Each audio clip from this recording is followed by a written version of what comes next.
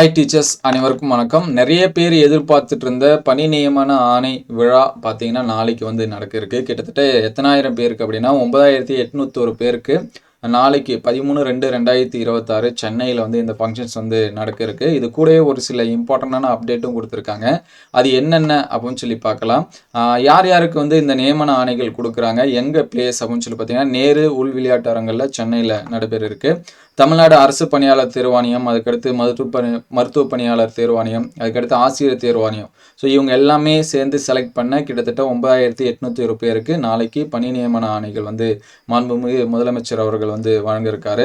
So இது கூடவே பார்த்தீங்க அப்படின்னா ஷனாய் நகர் அங்கே 62 கோடி மதிப்பீட்டில் அகில இந்திய குடிமைப் பணிகள் தேர்வு பயிற்சி கட்டிடத்திற்கு அடிக்கல் நாட்டுதல் மற்றும் எளிமை ஆளுமை திட்டத்தில் கூடுதலாக எளிமைப்படுத்தப்பட்ட 50 சேவைகள் அறிமுகம் அப்படின்னு சொல்லியிருக்காங்க. சென்னை நகரில் பார்த்தீங்கன்னா 62 கோடியே 50 லட்சம் மதிப்பீட்டில் 500 தேர்வுகள் தங்கி படிக்கக்கூடிய வகையில் அனைத்து நவீன வசதிகளும் கூடிய அகில இந்திய குடிமைப்பணி தேர்வு பயிற்சி மைய கட்டிடத்துக்கு அடிக்கல் நாட்டி எளிமை ஆளுமை முன்முயற்சியின் முதல் கட்டமாக பல்வேறு துறைகளைச் சென்ற 10 முக்கிய சேவைகள் நெறிப்படுத்தப்பட்டு எளிமைப்படுத்தப்பட்டுள்ளது. அதற்கு மக்களிடையே பெரும் வரவேற்பு பெற்ற நிலையில் தற்போது கூடுதலாக பார்த்தீங்கன்னா 50 சேவைகள் மாண்புமிகு முதலமைச்சர் அவர்கள் அறிமுகப்படுத்துகிறார் அப்படின்னு சொல்லியிருக்காங்க.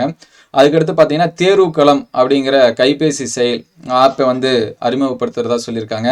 இதில் நமக்கான எக்ஸாம்ஸ்க்கு எப்படி அப்ளை பண்ணுறது, ஹால் டிக்கெட் டவுன்லோட் பண்ணுறது, அதுக்கடுத்து பாடத்திட்டங்கள் சிலபஸ் டவுன்லோட் பண்ணுறது, மாடல் கொஸ்டின் பேப்பர்ஸு, இது எல்லாமே அதில் இருக்கும் அப்படின்னு சொல்லியிருக்காங்க.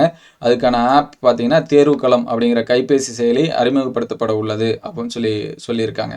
அதேமாதிரி ஒன்றிய அரசின் பணிகளுக்கான போட்டித் தேர்வுகளின் விவரங்களையும் ஒரே இடத்தில் பெறும் வகையில் வசதிகள் செய்யப்பட்டுள்ளன்னு சொல்லியிருக்காங்க. அதுக்கடுத்து 3.38 கோடி செலவில் கட்டப்பட்டுள்ள குடியிருப்புகள் கொண்ட கட்டிடத்தை திறந்து வைத்தல் மற்றும் அரசு ஊழியர்கள் திறன்களை மேம்படுத்திக் கொள்ள இணையதளத்தில் வெப் போர்ட்டல் தொடங்கி வைக்கிறாங்க. ஸோ கட்டணமின்றி பயின்றிட பயிற்சிகள் எதுக்கு அப்படின்னு சொல்லி பார்த்தீங்கன்னா செயற்கை நுண்ணறிவு, தரவு பகுப்பாய்வு, திட்ட மேலாண்மை, தொடர்பாடல் உள்ளிட்ட திறன்களை மேம்படுத்திக் கொள்ள கட்டணமின்றி பயின்றிட பயிற்சிகள் வழங்கும் இணையதளத்தை வெப் போர்ட்டல் தொடங்கி வைத்து அண்ணா நிர்வாக பணியாளர் கல்லூரியின் அத்தியாவசிய பணியாளருக்கு அக்கல்லூரியின் வளாகத்திலே பார்த்தீங்கன்னா கிட்டத்தட்ட 3 கோடியே 38 லட்சம் ரூபாய் மதிப்பீட்டில் 3 அடுக்கத்தில் 8 குடியிருப்புகள் கொண்ட கட்டிடத்தையும் மாண்புமிகு முதலமைச்சர் அவர்கள் திறந்து வைக்குள்ளார் அப்படின்னு சொல்லியிருக்காங்க. ஸோ இது எல்லாமே நாளைக்கு ஃபங்க்ஷன்ஸில் நடக்க போகுது. இந்நிகழ்ச்சியானது தமிழ்நாட்டை சார்ந்த இளைஞர்களுக்கு வேலைவாய்ப்பு வழங்குவதற்கான அரசின் தொடர் முயற்சிகளின் ஒரு பகுதியாகவும் வேலைவாய்ப்பு முன்னேற்றத்தின் முன்னணி மாநிலமாகவும் தமிழ்நாட்டை உருவாக்கும் இலக்குடன் இளைஞர்களின் எதிர்காலத்திற்கான உறுதியான படியாக அமைவதுடன் தமிழ்நாடு அரசின் வெல்வோம் ஒன்றாக அப்படிங்கிற தாரக மந்திரத்துடன் இளைஞர்களின் வாழ்வினை உயர்த்துவதற்கான நிகழ்வாகும் அப்படின்னு சொல்லியிருக்காங்க. ஸோ நாளைக்கு செலக்ட் ஆகிருக்கக்கூடிய டீச்சர்ஸு அண்ட் டிஎன்பிசியில் செலக்ட் ஆகிருக்குங்க, மெடிக்கல் ரெக்கமெண்ட் போர்டில் செலக்ட் ஆகிருக்குங்க, அவங்க எல்லாத்துக்குமே என்னுடைய வாழ்த்துக்களை தெரிவிச்சுக்கிறேன். ஸோ கிட்டத்தட்ட ரொம்ப எதிர்பார்ப்போடு இருந்திருப்பாங்க, நம்ம எப்படா நம்ம ஆர்டர் வாங்குவோம், எப்போ நம்ம கவர்மெண்ட் போஸ்ட் போவோம் அப்படின்னு சொல்லிட்டு நிறைய எதிர்பார்ப்போடு இருந்துட்டு இருப்பாங்க. அவங்களுக்கு இந்த கனவு எல்லாமே நினைவாக போகுது.